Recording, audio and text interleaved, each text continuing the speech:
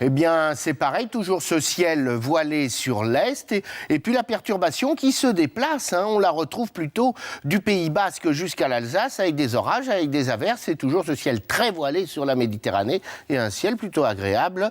Sur l'ouest, température pour demain matin entre 7 et 14, pour demain après-midi, minimum 16, maximum 24 à ce soir. Et merci beaucoup.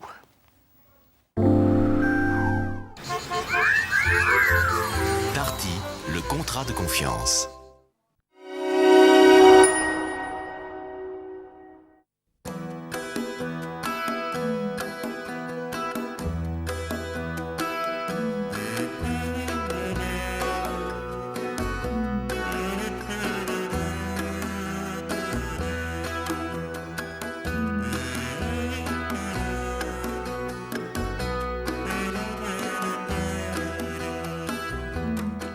Bonjour, RDV vous propose aujourd'hui de réfléchir ensemble sur la hausse inexorable du prix de l'essence. Nous le ferons en direct de cet établissement insolite situé à Puteaux où l'on bichonne des voitures de collection. Je trouve quelque chose qui risque un jour d'être de collection aussi, c'est une pompe à essence dans laquelle se trouve caché un micro qui me permet de vous présenter les invités, de leur poser une première question. Est-ce qu'il y a une limite, Arnaud, psychologique du prix de l'essence au-delà de laquelle vous n'irez pas? Je pense qu'actuellement c'est déjà limite.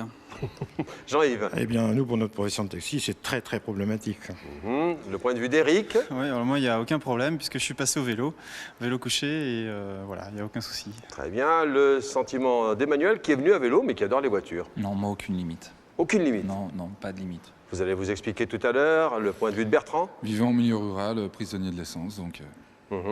Le sentiment de Georges, agriculteur qui produit de l'énergie? Tout à fait, comme de nombreux agriculteurs, je produis de l'énergie chez moi. Et vous n'utilisez plus d'essence, vous? Ah bah, ça fait longtemps. Oh bah dites donc.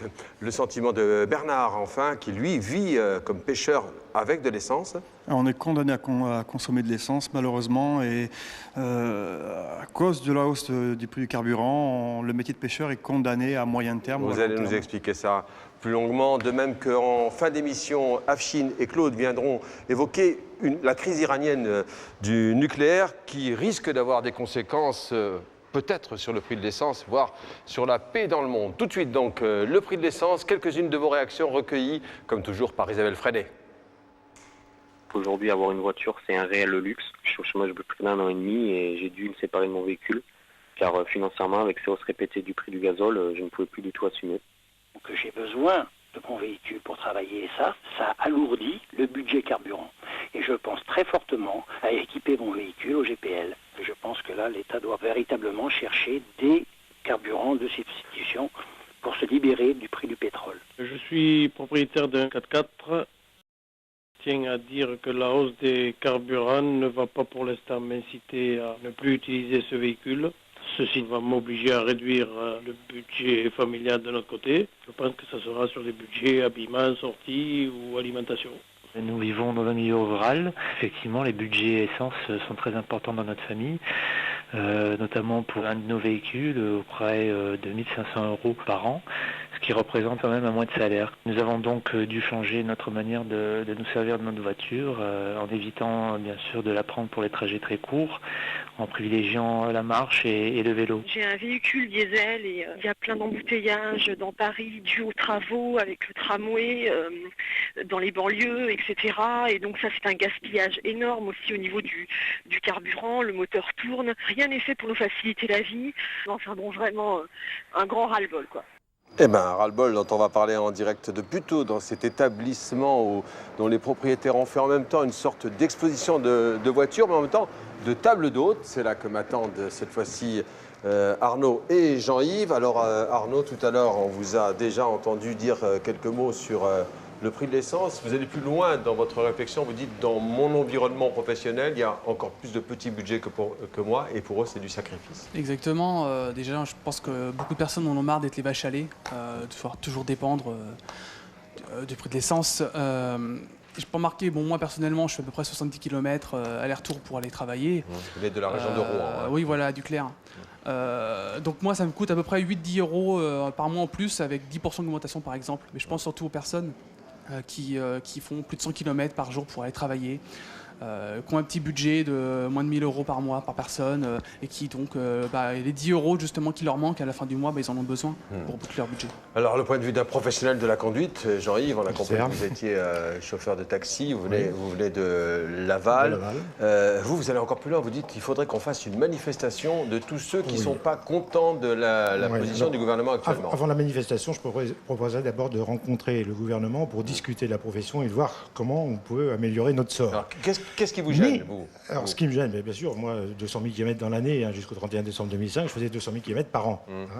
Et bien évidemment, ça représente quand même plus de 14% de charges supplémentaires au niveau de l'entreprise, donc c'est énorme. Donc nous, ce qu'on a besoin dans la profession, c'est une diminution de nos charges, revoir notre détaxe de gasoil et éventuellement, pourquoi pas, geler les prix de taxi qui aujourd'hui, c'est toujours le client qui paie, si vous voulez. Et en attendant, ce qui m'a paru intéressant dans votre position, c'est que vous-même, vous essayez de diminuer votre consommation. Par exemple, vous préférez la route nationale à l'autoroute, c'est vrai? Complètement. Vous consommez moins? On prend l'autoroute quand on est obligé. Mais vous savez très bien que quand on est sur l'autoroute, on roule à 130. Même avec un régulateur de vitesse, on va consommer beaucoup plus que quand on passe par une nationale où on va rouler à 90. C'est complètement évident. Et ça, vous le faites déjà, hein? Bien sûr. Et vous, votre comportement de conducteur, vous avez 25 ans, il a déjà changé? Vous voyez l'avenir comment? Ça fait peur, ça fait peur parce qu'on voit le prix qui explose. En 2004, c'était 0,80 le litre de gasoil. Maintenant, c'est 1,10 €. Ça a monté de 40%. Ça fait peur. On se dit où ça va s'arrêter et quand on va faire. Et puis quand je vois les gros groupes pétroliers comme Total qui font 12 milliards de bénéfices l'année dernière, puis que le gouvernement ne veut pas taxer, moi je comprends pas. Enfin, c'est pas normal que c'est toujours les mêmes. Ça vous fait sourire pour conclure? Oui, parce que le problème, c'est ce que je pensais, c'est qu'aujourd'hui il y a quand même un gros problème. D'une part, l'État continue de s'en mettre dans les poches. Les sociétés pétrolières qui font des profits énormes, je pense que là aussi il y a peut-être des choses à revoir. Merci à tous les deux d'avoir engagé le débat. Merci. Comme toujours, vous réagissez de chez vous au 32-45 pendant que je rejoins dans la cour. Alors, 2 automobilistes et puis un garçon qui est pas trop la voiture, voire pas du tout la voiture. D'ailleurs, vous êtes venu de Nantes, vous voulez venir en vélo même, Eric?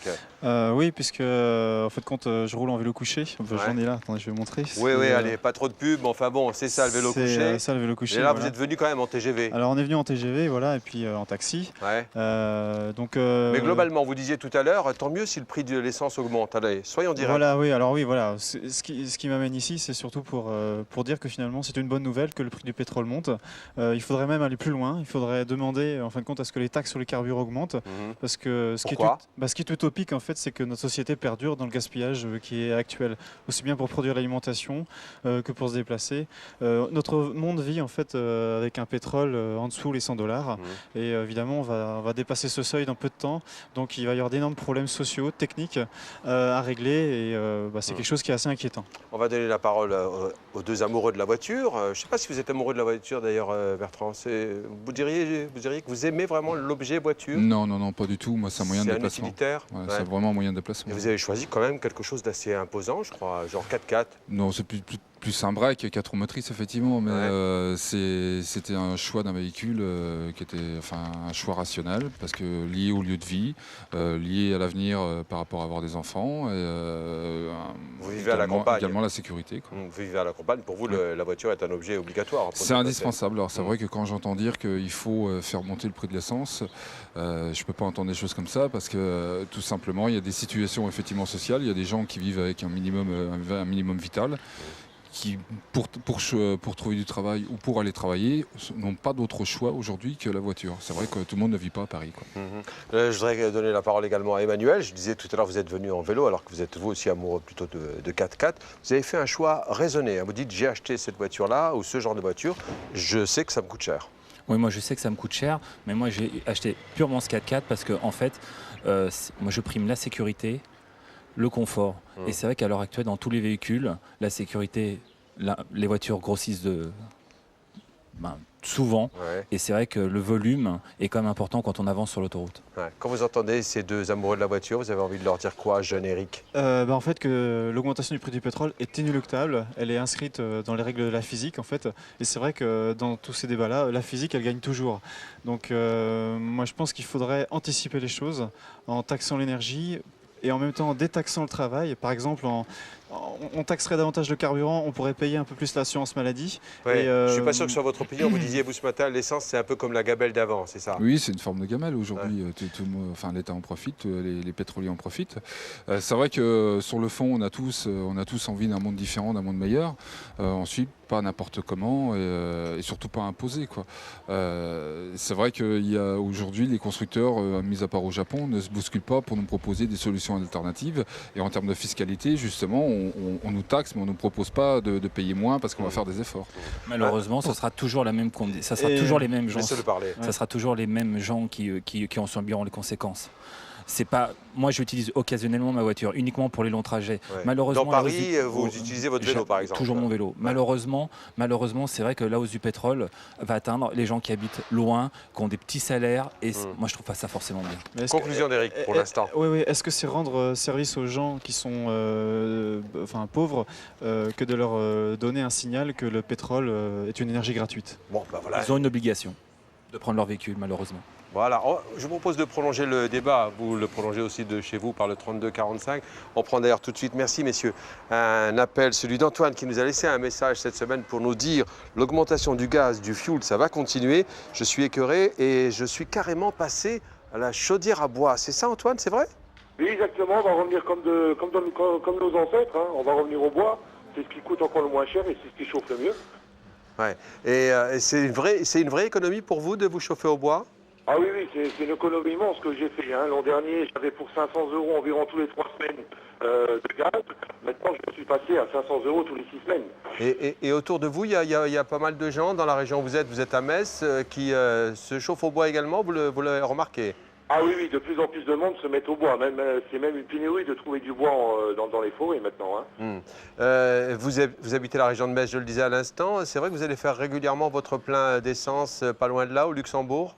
Exactement, on va sur le Luxembourg, c'est moins cher qu'en France. Hein. Je ne comprends pas les taxes qui augmentent. Ça coûte combien au Luxembourg, pardon, voilà. Ça coûte combien au Luxembourg, Antoine? 95 centimes le litre. Contre combien en France, vous le savez? En France, ce matin, je l'ai vu à 1,30 €. Donc 40... Donc les taxes augmentent. C'est ce que je dis toujours aux parents, dans le temps, on va mourir. Maintenant, on va mourir de froid. Très bien. Merci Antoine de ce témoignage donc en direct de Metz. À votre tour, vous continuez de réagir. Bien mon Philippe, on va voir nos invités suivants donc, dans la partie garage de cet établissement.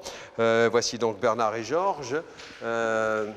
On va dire, Georges, que vous allez prouver que les téléspectateurs ont des idées, les agriculteurs aussi. Qu'est-ce que c'est le truc que vous avez là sur les jambes? Bah là, ce que j'ai amené aujourd'hui, c'est du colza, c'est de la graine de colza qui contient moitié d'huile.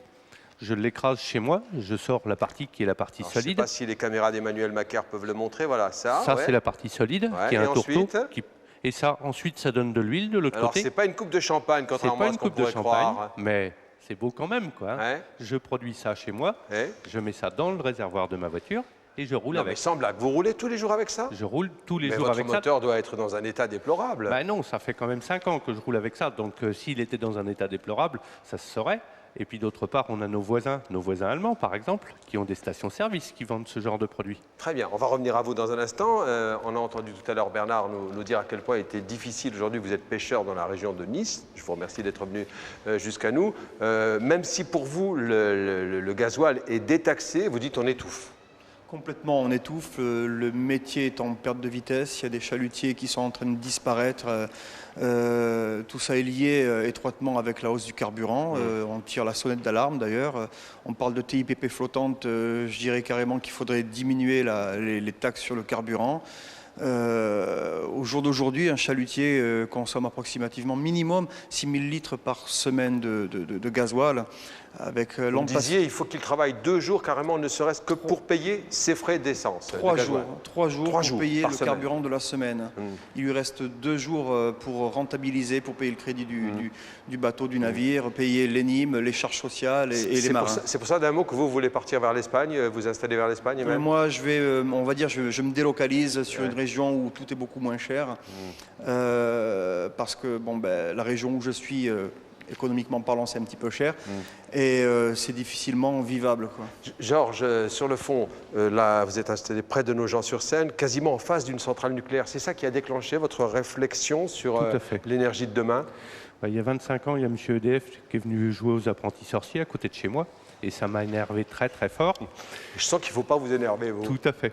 Et je me suis aperçu à cette occasion-là, bien avant les autres, que l'énergie, on en avait beaucoup trop consommé et que ça allait poser des problèmes tout à fait graves. Ouais. Vous dites aussi un truc intéressant, vous dites maintenant on a le choix si on laisse se créer de nouvelles énergies entre une énergie industrielle ou bien celle qu'on va produire nous agriculteurs, on va avoir besoin de nous. Tout à fait. Tout à fait. Ce que je dis, c'est que le tiers de la ferme France sera destiné à faire de l'énergie dans 10 ans.